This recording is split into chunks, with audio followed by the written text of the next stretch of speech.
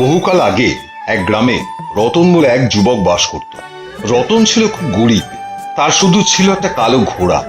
এই ঘোড়া এতই সুন্দর, সতেজ এবং দ্রুতগামী ছিল যে পৃথিবীর যে কোনো ঘোড়াকে সে টক্কর দিতে পারত। রতনের এক দাদা বিনয় বাস করত পাশের গ্রামে।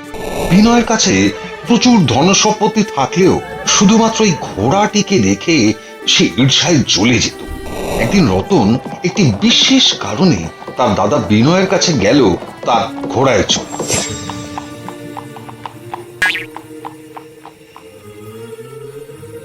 প্রণাম দাদা, কেমন আছো?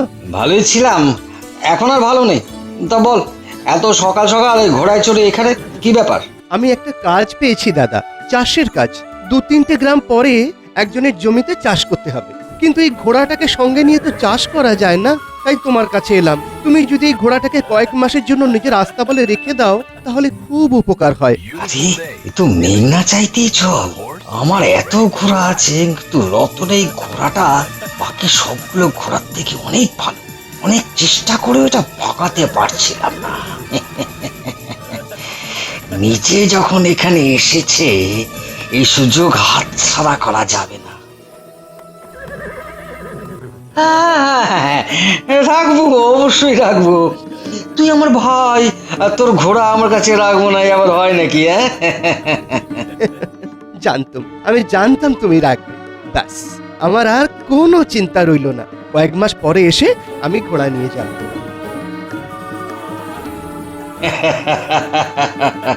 রতন, এবার দেখ কেমন করে তোর এই ঘোড়ার সদ ব্যবহার আমি করি। এরপর নিশ্চিন্ত মনে রতন কাজ করতে থাকে। 2 মাস কেটে যায়। একদিন দুপুরে রতন খেতে কাজ করছে। ঠিক সেই সময় একজন দেখা করতে আসে রতনের সঙ্গে। আপনার সঙ্গে আমার খুব জরুরি একটা কথা আছে। হ্যাঁ বলুন, কিন্তু আমি তো আপনাকে ঠিক চিনতে পারলাম না। আমি বিনয় বাবুর চাকর, আস্তাবল দেখাশোনা করি।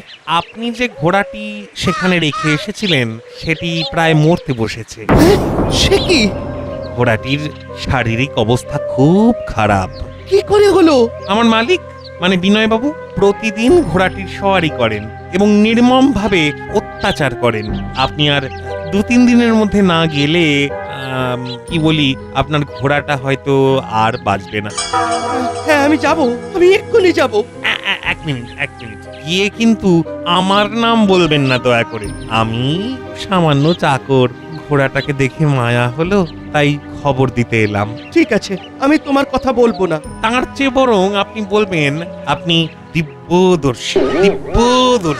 ইহজগতের বাইরে যা কিছু ঘটে সে সব আপনি দেখতে পান। বাহ, বেশ ভালো বুদ্ধি দিয়েছো তো। এতে সাপও মরবে, লাঠিও ভাঙবে না।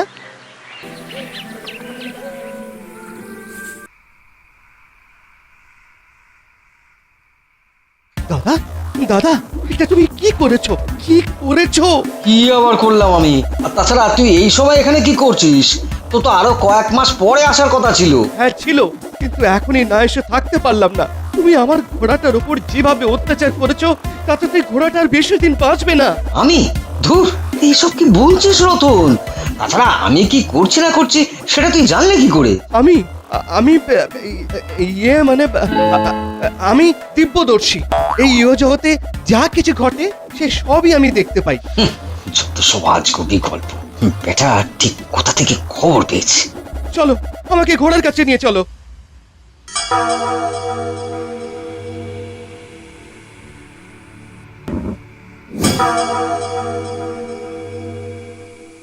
দাদা, তোমার উপর কত ভরসা করে এই ঘোড়াটা রেখে গেলাম, আর তুমি তাকে আধমরা করে ছাড়লে। দাঁড়াও, আমি এক্ষুনি মোড়ল মশাইকে ডেকে আনছি। আমি এর বিচার চাই। মোড়ল মশাইয়ের সঙ্গে তো আমার আদায় কাঁচ কলায়। না না না, মোড়ল মশাইকে এখানে আসতে দেওয়া চলবে না। না না, তার আবার কি দরকার? আচ্ছা, আমি তোকে তোর ওই ক্ষতিপূরণ দিয়ে দিচ্ছি। হ্যাঁ বল বল, তোর কি চাই বল। আমার এই ঘোড়াটাকে সারিয়ে তোলার খরচা তোমায় দিতে হবে, আর তার সাথে আমার আরো 5টা ঘোড়া চাই। খুব সুযোগের সদ্ব্যবহার করতে শিখেছিস তো। দাঁড়া, সময় আসুক, আমিও এর বদলা নেব। ঠিক আছে, তাই হবে।